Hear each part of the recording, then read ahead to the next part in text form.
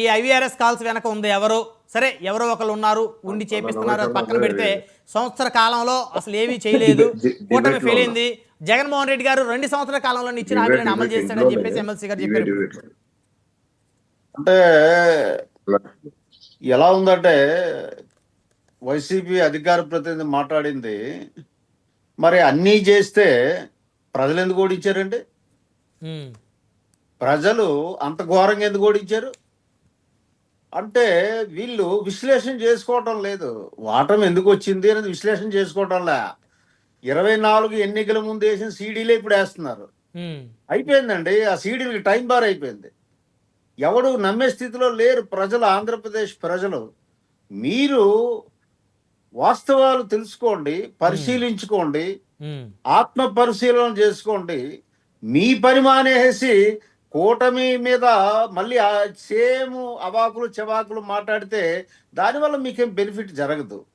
ఈ సంవత్సర కాలంలో వీళ్ళు ధ్వంసం చేసినటువంటి వ్యవస్థలని మళ్ళీ పునర్నిర్మించడానికి ఎంత కష్టపడవలసి వచ్చిందో గవర్నమెంట్ లో నేనున్నాను యాజ్ చైర్మన్ గా నాకు తెలుసు బ్రహ్మనాయుడు గారు.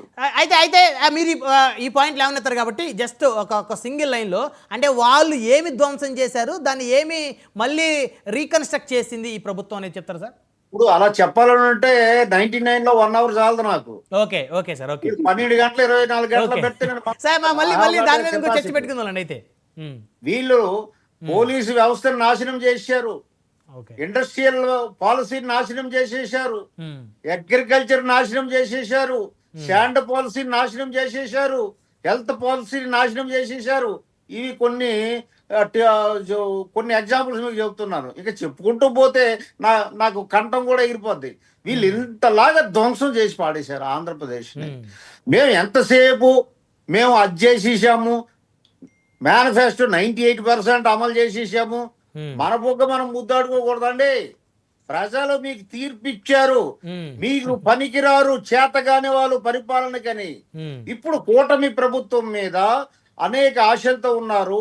ఇప్పుడు ఇండస్ట్రియల్ పాలసీ కానీ, టూరిజం పాలసీ కానీ, లేదంటే ఫుడ్ ప్రాసెసింగ్ పాలసీ కానీ, డ్రోన్ పాలసీ కానీ, ఎంఎస్ఎంఈ పాలసీ కానీ, శాండ్ పాలసీ కానీ, అగ్రికల్చర్ పాలసీ కానీ అద్భుతంగా ఈ రాష్ట్ర ముఖ్యమంత్రి గౌరవ చంద్రబాబు నాయుడు గారి ఆధ్వర్యంలో కూటమి ప్రభుత్వం డిజైన్ చేసింది, డ్రాఫ్ట్ చేసింది.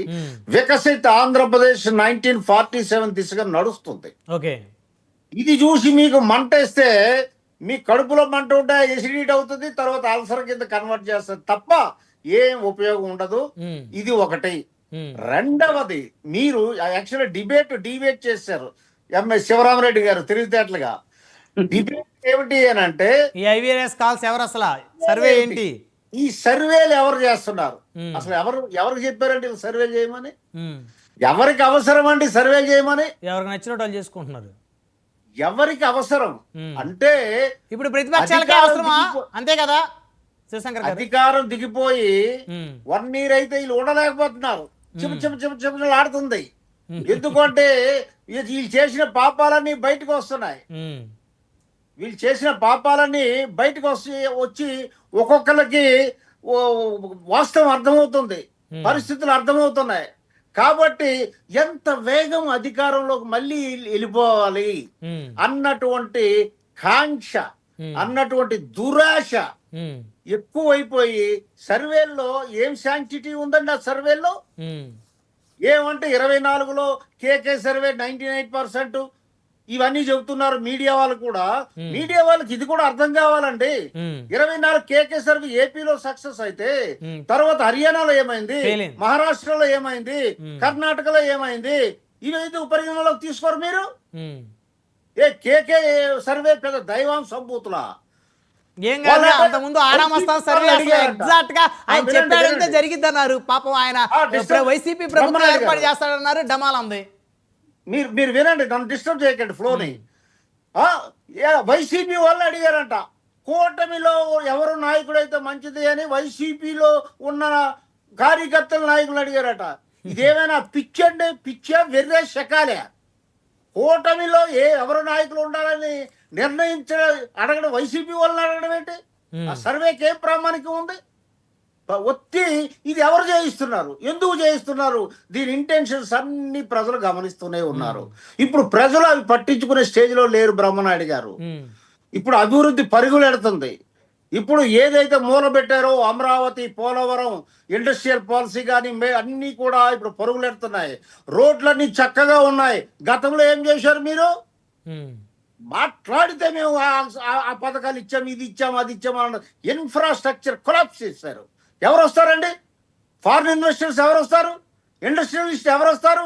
మీరు చేసిన అరాచకాలకి ఎవడైనా ఇండస్ట్రీ పెట్టడానికి వస్తే నాకు 50% వాటా ఇచ్చేయని మీరు పైరువీలు చేసి వాళ్ళు బెదిరిస్తే ఎవడొస్తాడండి ఈ రాష్ట్రంలోకి? ఇప్పుడు అనువైన వాతావరణం ఏర్పడింది. మొత్తం దేశంలో ఉన్న పారిశ్రామికవేత్తలందరూ కూడా ఆంధ్రప్రదేశ్ వైపు చూస్తున్నారు. అద్భుతంగా పాలన ఉంది.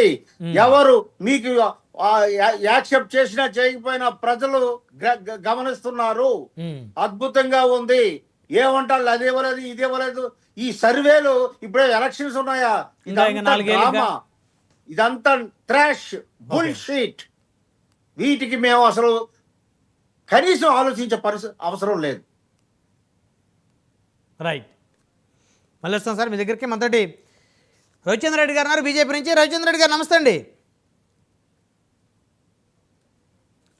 రవిచంద్ర రెడ్డి గారు వినిపిస్తుందా నా వాయిస్ మీకు? నా వాయిస్ మీకు క్లియర్గా ఉందండి? మీ వాయిస్ క్లియర్గా ఉంది సార్. Please continue sir.